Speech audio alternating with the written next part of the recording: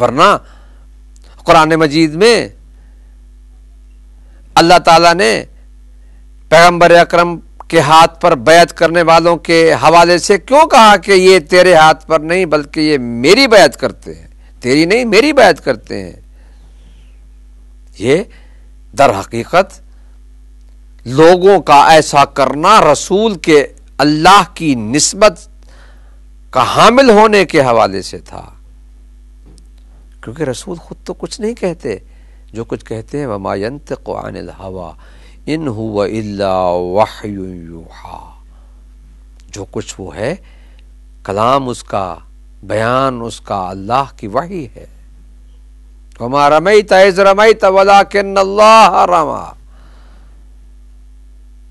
تو یہاں پر اللہ تعالیٰ نے پیغمبر کے قول و فعل کو اپنی طرف نسبت دی، لوگوں کے عمل کو جو بیعت کر رہے تھے رسول اللہ کے ہاتھ پر اسے اپنی بیعت قرار دیا کہ یہ میری بیعت کر رہے ہیں، میرے ہاتھ پر بیعت کر رہے ہیں۔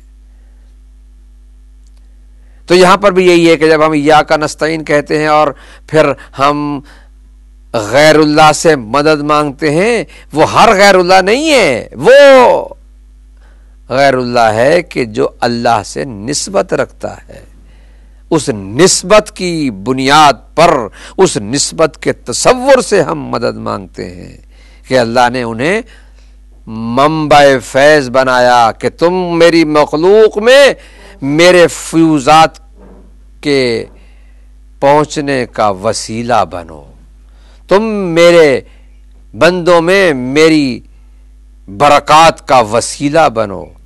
اللہ نے انہیں وسیلہ بنایا۔ وسیلے سے مدد مانگنا حقیقت میں اس سے مدد مانگنا ہے۔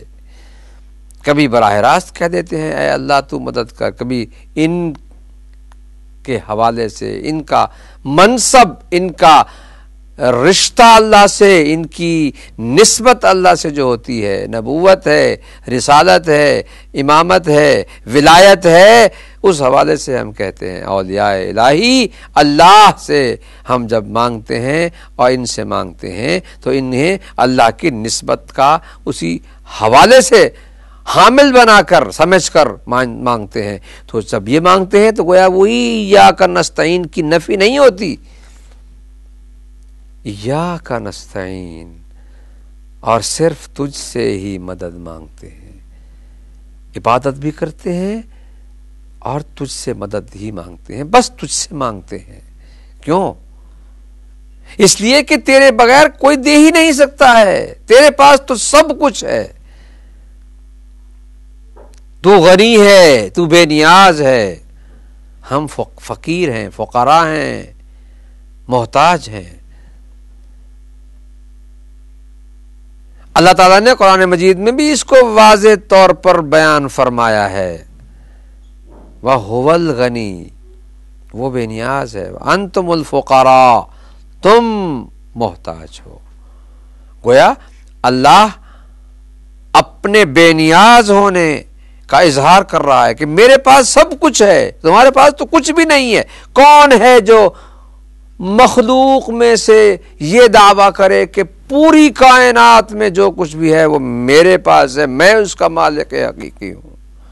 کوئی نہیں کر سکتا یہ دعویٰ، نہ کوئی نبی کر سکتا ہے، نہ کوئی رسول کر سکتا ہے، نہ کوئی ولی کر سکتا ہے، اس لیے کہ حقیقی مالک اللہ ہے۔ اور جتنی بھی یہ ہستیاں ہیں یہ اللہ سے ہماری حاجتیں لے کر دلوانے والی ہیں، انہیں اللہ نے یہ عزت عطا کی، یہ منصب دیا، یہ شرف بخشا، یہ مقام عطا کیا، یہ فضیلت عطا کی کہ جو کچھ ہم چاہتے ہیں اللہ ان کے وسیلے سے ہمیں عطا کرتا ہے۔ عطا اس کی ہے، دین اس کی ہے، اس کی دین ہے، کون دے سکتا ہے؟ کسی کے پاس کچھ ہے ہی نہیں، جو کچھ بھی ہے وہ مالک تو وہی ہے۔ ہم خود اپنے وجود کے مالک بھی ہیں تو وہ عارضی طور پر، وہ حقیقی معنی میں مالک ہے، پوری کائنات کا وہ مالک ہے۔ ہمیں ضرورت ہے، ہم اس سے مانگتے ہیں، اس لیے کہ وہ حقیقی معنی میں معین ہے، دینے والا ہے، عون اور مدد کرنے والا ہے۔ ایاک نستعین، صرف تجھ سے ہم مدد مانگتے ہیں، استعانت کرتے ہیں۔ تو ایاک نعبد و ایاک نستعین کے ربط کے حوالے سے بھی بات بڑی واضح ہو جاتی ہے کہ اللہ تعالیٰ نے ان دونوں جملوں میں عبد کے معبود کے حضور ہونے اور اس کی بارگاہ میں قرار پانے اور حاضر ہونے اور اپنی عاجزی کو بیان کرنے کے لیے کہ میں تو بندہ ہوں، میں عاجز ہوں، تو کامل ہے، تو قادر ہے، بس تجھ سے مدد مانگتا ہوں۔ کسی سے مدد مانگنا، عبد کا اپنے مولا کے علاوہ کسی سے مدد مانگنا، یہ تو عبدیت کی توہین ہے۔ ہم جن ہستیوں کو وسیلہ بناتے ہیں، یہ حقیقت میں اللہ سے مدد مانگنے کا ایک انداز ہے، اور اسی سے ہم بار بار کہتے ہیں وَإِيَّاكَ نَسْتَعِينُ، اور تجھ سے ہی ہم مدد طلب کرتے ہیں۔ بارگاہ الہی سے یہ دعا ہے کہ وہ ہمیں عبادت کی صحیح توفیق عطا فرمائے اور ہمیں مدد طلب کرنے کا صحیح انداز عطا فرمائے، تاکہ ہم اس کی عنایات و فیوزات کے حاصل کرنے کی عزت پا سکیں۔